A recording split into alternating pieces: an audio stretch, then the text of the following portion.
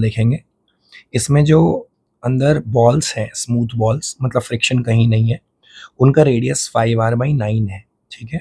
और जो total width है इस वेल की, वो 2r है। और ये तीनों बॉल्स ऐसे बैलेंस्ड हैं, इक्विलिब्रियम में है। तुमको क्या बताना है, इसमें जितने भी कांटेक्ट पॉइंट्स हैं, जितने भी कांटेक्ट पॉइंट्स हैं, इधर इधर इधर इधर इधर इधर, कितने हैं टोटल? 6 कांटेक्ट पॉइंट्स हैं, राइट। तो इन 6 कांटेक्ट पॉइंट्स के बारे में तुमको ये बताना है कि किस कांटेक्ट पॉइंट पे लगने वाला नॉर्मल फोर्स सबसे ज्यादा है, ठीक है। और ये भी बताना है कि किस कांटेक्ट पॉइंट के बीच लगने वाला नॉर्मल फोर्स सबसे कम है, और दोनों स्थितियों में उसकी वैल्यू भी बतानी है, ठीक है। तो इसको ऐसे शुरू करते हैं, देखो कैसे। अब अगर मान लो अपन ऐसे बॉल्स बना लेते हैं, 1 2, ठीक है, और यहाँ पे एक ऐसे है 3। आप ध्यान से देखें तो ये और ये ऐसे है ना। थोड़ा सा फिगर में अगर ऊपर नीचे हो जाए तो आप उसको इग्नोर कर दीजिएगा बेटा, ठीक है। हाथ से ऐसे डिजाइन बन पाई मेरे से। अब देखिए यहाँ पे कितने कॉन्टेक्ट पॉइंट्स हैं, एक यहाँ पे है, तो यहाँ पे आप मान लेते हैं फोर्स N1, ठीक। N1 मतलब वॉल ने लगाया बॉल पे, बॉल 1 पे, और बॉल 1 ने लगाया वॉल पे बैकवर्ड, N1, ठीक। दूसरा, यहाँ पे आप मान लें कि ये बॉल्स एक दूसरे के ऊपर कितना फोर्स लगाती हैं, सरफेस के परपेंडिकुलर, N2। तीसरा, आप यहाँ मान लें कि ये वॉल और बॉल एक दूसरे पे कितना फोर्स लगाती हैं, N3। चौथा, आप यहाँ मान लें कि ये दोनों बॉल्स एक दूसरे पे कितना फोर्स लगाती हैं, N4। पांचवा, आप यहाँ मान लें N5। और छठा, आप यहाँ मान लें कितना, N6। तो अब आप अगर ध्यान से देखें, ठीक है, तो ये टोटल सिस्टम, ये और ये, इस टोटल सिस्टम का वेट mg और mg है, और ये सिस्टम इक्विलिब्रियम में है, ठीक है। अब देखो इस सिस्टम पे इधर से कितना फोर्स लग रहा है, N3, इधर से कितना लग रहा है, N1, और इधर से कितना लग रहा है, N5, जो वॉल लगा रही है। ये तो हॉरिजॉन्टल फोर्सेस है, तो हॉरिजॉन्टल फोर्सेस आपस में बैलेंस होने चाहिए। मतलब पहली इक्वेशन तो N1 इज इक्वल टू, या N1 नहीं, N1 plus N5 is equal to N3 होनी चाहिए, ठीक। दूसरा, आप एक बात समझें कि वर्टिकल फोर्सेस को आप बैलेंस करेंगे तो जो N2 है वो तो इक्वल अपोजिट है, जो N4 है वो भी सिस्टम का हिस्सा है, इक्वल अपोजिट है, तो इंटरनल फोर्स की तरह काम करेगा तीनों बॉल्स को एक साथ देखोगे तो अल्टीमेटली ग्राउंड से इस पे कितनी नॉर्मल रिएक्शन ऊपर लग रही है, N6। तो ये जो N6 है ऊपर की तरफ, यही टोटल वेट को बैलेंस करेगी, यानी ये 3mg के बराबर होगी। If this point is clear, मेरी बात सुनो, तो N6 की वैल्यू तो निकल आई। अब आपको कितनी वैल्यूज और चाहिए, 5 वैल्यूज और चाहिए। तो 5 वैल्यूज को कैसे निकालोगे, सबसे ऊपर वाली बॉल जो B1 है उसको बनाओ सबसे पहले, ठीक। या फिर उससे पहले एक ज्योमेट्री की बात कर लेते हैं। ज्योमेट्री की बात क्या कर लेते हैं बेटा, ध्यान से देखिए, ओरिजिनल फिगर को देखिए, या फिर मैं बना ही लेता हूँ एक बार थोड़ा ज़्यादा क्लैरिटी के लिए। एक ये देखिए, फिर एक ये देखिए, फिर एक ये देखिए, है ना। ऐसे दीवार से सटा हुआ मानिएगा इसको, ठीक है। अब आप ध्यान से देखें तो ये अगर सेंटर C1 है, ये C1 C2 C3 ऐसे मान ले 3 सेंटर्स, तो सेंटर के बीच की दूरी कितनी बेटा, सेंटर के बीच की दूरी 2 टाइम्स स्मॉल r, है ना। और स्मॉल r की वैल्यू है 5r/9, वो बाद में देखते हैं अपन। ये दोनों सेंटर्स के बीच की दूरी कितनी बेटा, वो भी 2r, 2 टाइम्स स्मॉल r। और ये दोनों सेंटर सटे हुए नहीं है, तो इनको आप नहीं बोल सकते 2 टाइम्स स्मॉल r, ठीक है। पर यहां से अपन एक परपेंडिकुलर तो डाल ही सकते हैं, परपेंडिकुलर बाइसेक्टर यहाँ पे ऐसा, ठीक है। अब आप सोचें तो ये जो लाइन C1 C2 वाली लाइन है, इसी के अलोंग नॉर्मल काम करेगा जो दोनों सरफेसेस के बीच में लगेगा, और जो C2 C3 वाली लाइन है उसी के अलोंग ये काम करेगा N4, है ना। तो अब आप ये समझें कि मुझे एंगल निकालना इंपॉर्टेंट हो गया है। अब चूंकि ये कैसा ट्रायंगल है, दोनों ट्रायंगल क्या सिमेट्रिक दिख रहे हैं, तो ये जो ऊपर वाला एंगल है C1 C2 लाइन जो वर्टिकल से बना रही है, और जो C3 C2 वर्टिकल से बना रही है, ये दोनों एंगल सेम होंगे, ठीक। अब ये एंगल कितने होंगे वो जरूरी है निकालना। तो देखो बेटा ध्यान से, देखो ध्यान से, ये जो लाइन है ये C1 C2 वाली, इसकी वैल्यू है कितनी, 2r/9, sorry 2r, 2 times small r। That is 2 into 5r/9 which is equal to 10r/9। ठीक है, C1 C2 की value same as C2 C3 की वैल्यू। ठीक, अब आप ये देखें कि जो C3 है, C3 उसका वॉल से दूरी कितना है, स्मॉल r। जो C2 है उसका वॉल से दूरी कितना है, स्मॉल r। और ये टोटल दूरी कितनी है वॉल के बीच की, 2 टाइम्स r। तो बीच की जो दूरी d बची, ये d दूरी कितनी बची, ये d दूरी C2m के बराबर ही तो होगी, C2 इंटू m के बराबर होगी, राइट, है ना, जो आपने परपेंडिकुलर बाइसेक्टर ट्रायंगल के बीच में डाला था C2m। तो ये बीच की दूरी कितनी होगी, d is equal to 2r minus 2 times small r।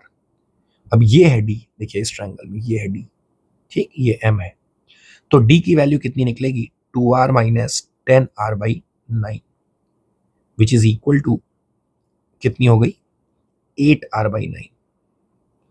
यानी d की वैल्यू हो गई 8r/9, C1 C2 की वैल्यू हो गई 10r/9। तो अब आप अगर राइट एंगल ट्रायंगल वाला लॉजिक लगाएंगे और पाइथागोरस यूज करेंगे तो C1m की वैल्यू आ जाएगी 6r/9। ठीक, उस हिसाब से ये जो एंगल थीटा जिसके पीछे आप पड़े हुए थे, ये अगर आप सॉल्व करेंगे तो थीटा की वैल्यू साइन थीटा से निकालिए, तो साइन थीटा कितना, 8r/9 and divided by 10r/9, so this comes out to be 8/10 which is equal to 4/5, so theta comes out to be 53 degrees। ठीक है, हाँ, अब ये जरूरी है, थीटा 53 डिग्री आ गया, तो इसके बाद अब आप बॉल 1 को देखिए, अब आएगा मजा। इसका नीचे फोर्स कितना लग रहा है, mg, इसको अलग से देख रहा मैं, तो इस पे इधर से कितना लग रहा, n1, और इस पे इधर से C1 C2 की तरफ इधर से कितना लग रहा था, कितना लग रहा था बेटा, N2 माना था आपने, ठीक है, ये N2 माना था आपने। तो ये फोर्स जो है ये सेंटर से ही तो जाएगा, तो ये एंगल जो है जो आपने भी निकाला है, ये एंगल तो आपने पहले ही 53 निकाल लिया है, राइट। तो आप ध्यान से देखें तो ये एंगल बनेगा 37, राइट। अब N2 का जो ऊपर वाला कंपोनेंट है वो कितना है, N2 N2 साइन 37, वो आपको mg के बराबर दिखेगा, क्योंकि B1 पे वर्टिकल फोर्स बैलेंस करोगे तो N2 का ऊपर वाला कंपोनेंट ही उसके mg को बैलेंस करेगा, है ना। B1 को अलग से देखो तो उस पर बस दो ही नॉर्मल रिएक्शन लग रही है, N1 और N2। N1 तो हॉरिजॉन्टल है, तो N2 का ऊपर वाला कंपोनेंट कितना है, N2 sin 37 and that will be equal to mg। तो N2 इंटू साइन 37 की value 3/5 is equal to mg, तो यहाँ से N2 की वैल्यू आ गई 5mg/3। ठीक, और N2 का जो cos 37 वाला है बेटा, ये कंपोनेंट ये है ना, वो आपको N1 बैलेंस करके देगा। तो N2 में पहले ही 5mg/3 निकाल चुका है ना बेटा, और cos 37 होता 4/5, तो ये आपको N1 देगा। तो आप ध्यान से देखें तो 5 कट गया, तो N1 की वैल्यू आई 4mg/3 आई गेस, यस। हाँ, तो ये हो गई तीसरी इक्वेशन मान लो, ये दूसरा रिजल्ट मान लो। अब N2 निकल आया ना, सेम लॉजिक से मैं N4 यानी बॉल 3 सबसे नीचे वाली जो बॉल है उसकी बात करने वाला हूँ। तो सबसे नीचे वाली जो बॉल है उस पर आप ध्यान से देखें तो इधर से लग रहा है N4, ठीक। अब इधर से अगर N4 लग रहा है तो सोच के देखो ये एंगल भी तो 53 होगा, अब ये 53 होगा तो ये 37 होगा, है ना। अब इधर से कितना उस पर फोर्स लग रहा था, राइट साइड से आपने कितना माना था नीचे वाले बॉल पे, N5, और ऊपर से कितना लग रहा था, ये N6, और इसका नीचे वेट कितना था, mg। तो N4 का नीचे वाला कंपोनेंट कितना आएगा, N4 साइन 37, N4 साइन 37, और प्लस बॉल का weight mg is balanced by N6, and N6 का वैल्यू मैं पहले ही निकाल चुका हूँ 3mg। तो N4 into sine 37 is 3/5 is equal to 3mg minus mg, that is 2mg। So N4 is equal to 10mg/3। कितना आया, 10mg/3। और N4 का जो कॉस वाला कंपोनेंट है कितना, N4 cos 37 जो हॉरिजॉन्टली लेफ्टवर्ड लग रहा है इधर, ये N5 को बैलेंस करेगा। तो N4 into 4/5 is equal to N5। N4 की वैल्यू आप पहले 10 mg/3 निकाल चुके हो, into 4/5 is equal to N5। तो यहां से आ गया कितना, 8 mg/3, 8 mg/3 that is equal to N5। ठीक, ये आपका हो गया एक चौथा, और ये हो गया आपका पांचवा रिजल्ट। एक रिजल्ट केवल बाकी है, छठा result, and that is what, that is the right word. ये जो N3 आपने निकाला था ये वाला बाकी है। तो जो N3 है बेटा, N3 इधर वाला, वो एक्चुअली मैं पहले ही बता चुका हूँ N1 और N4 के समेशन के बराबर होगा, क्योंकि हॉरिजॉन्टल फोर्स बैलेंस करेंगे अगर तीनों बॉल पे मिला के, तो N3 की वैल्यू क्या आएगी, N1 प्लस N4। तो N3 की वैल्यू क्या लिखेंगे अपन, N1 प्लस N4।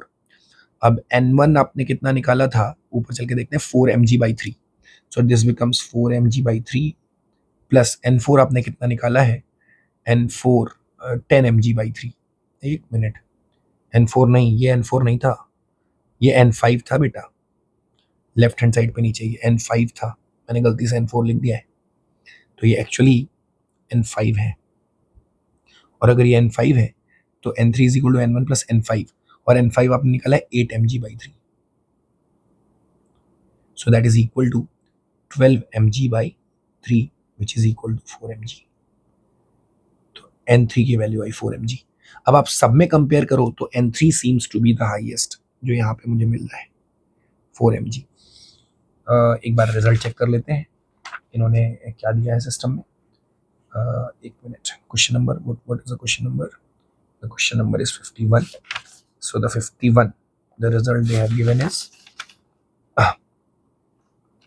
हाँ, so the largest value they have given is 4 mg, जो हमारी आ गई, and the smallest value they have given is 4 mg/3।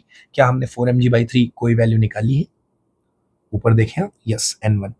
So out of all the 6 values we have got, जो सबसे कम वाली वैल्यू है वो N1 की बनी है, and that is 4 mg/3, and the largest value they have given as answer is 4 mg, which we have already got. So ये दोनों वैल्यूज हमको मिल गई, and these are the answers.